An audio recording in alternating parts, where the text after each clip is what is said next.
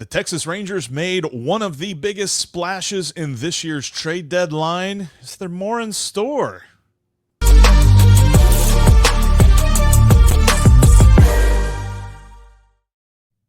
Hi, I'm Jeff Carr, channel manager for Locked On MLB, and with me is Brice Paterik from Locked On Rangers, where it's your Texas Rangers every single day.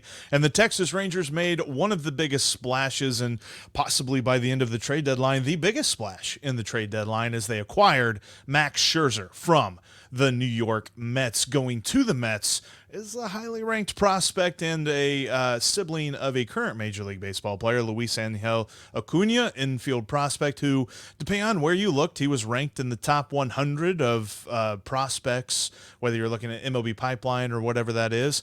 But also coming back to Texas will be some cash to offset the massive deal that Max Scherzer has made. Brice, when you look at this deal, what is your initial reaction?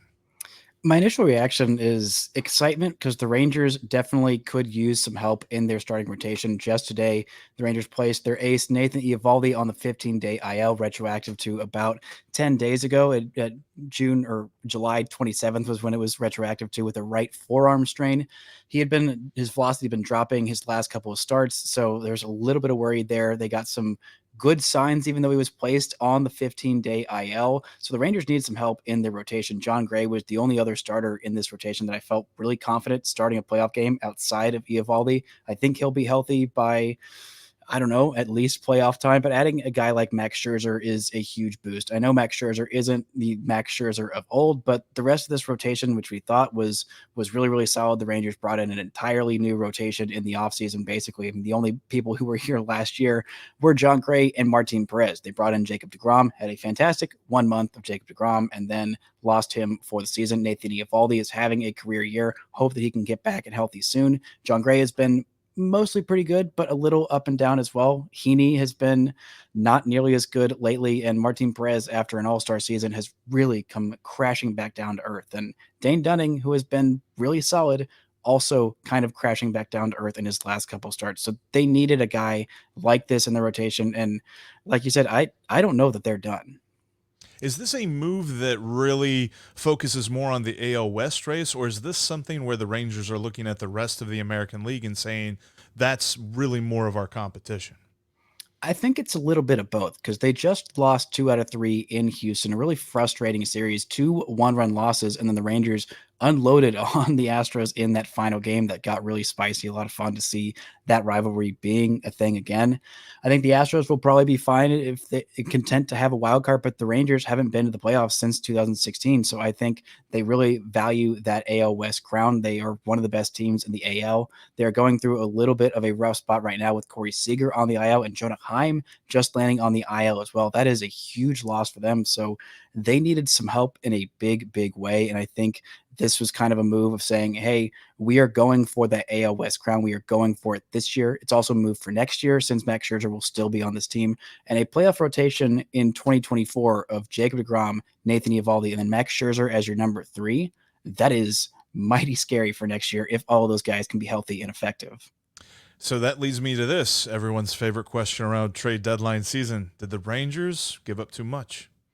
I think possibly. It's definitely possible. I really like Luisangel Acuna. He was number 2 in my midseason top prospect rankings. I think he's going to be an everydayer. I think he's going to be an everyday big leaguer at either second base or shortstop. And if the Mets didn't pay down all this money, which I think the Rangers are paying, what, $22.5 million for a season and a half of Max Scherzer, even if he is a number 3 in your rotation, or, maybe you get a little bit better out of him in a competitive playoff chase with a little bit better defense behind him that I think the Rangers have than the Mets, then maybe this will look like a really good deal. Luisangel Acuna was blocked. There was nowhere else for him to play. He'd played some center field this year. Actually, just earlier this week, he was in center field in one of, if not his last game as a Frisco Rough Rider. So I really like the kid, but the Rangers have their middle infield locked up for the next, 7 years at least. And then third base is also pretty locked down with Josh Young, and center field might also be locked down with either top prospect Evan Carter in the future, or Leo Taveras, who's been excellent this year.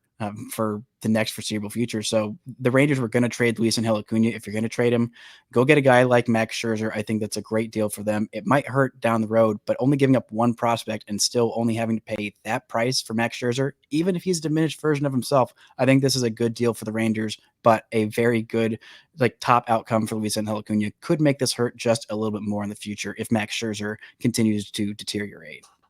With that being kind of what feels like more of a top end prospect to have been dealt, are the Rangers done? No, I don't think they're done. I think it's possible they get another starting pitcher, which would be them being extremely aggressive. I think they need at least one more bullpen arm.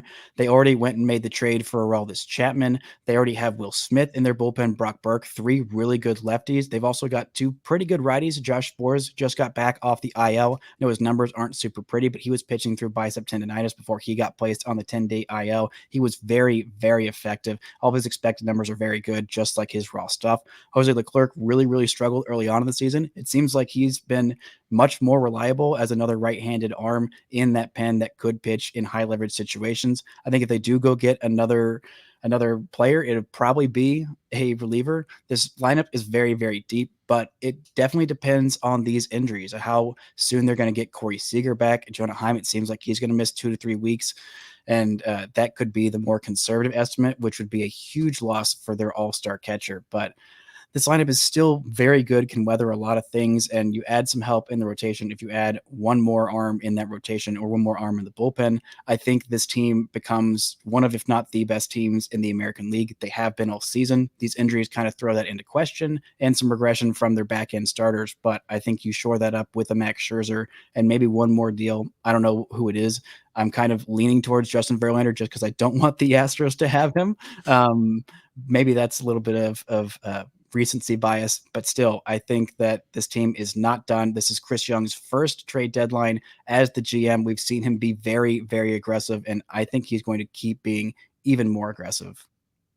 As the trade deadline moves along, the Rangers will definitely be active as they look to win not only their first division title in a while, but also get to the pinnacle of a World Series. Brice, we look forward to more of your coverage. Make sure that you follow Locked On Rangers every single day as the Rangers make their push.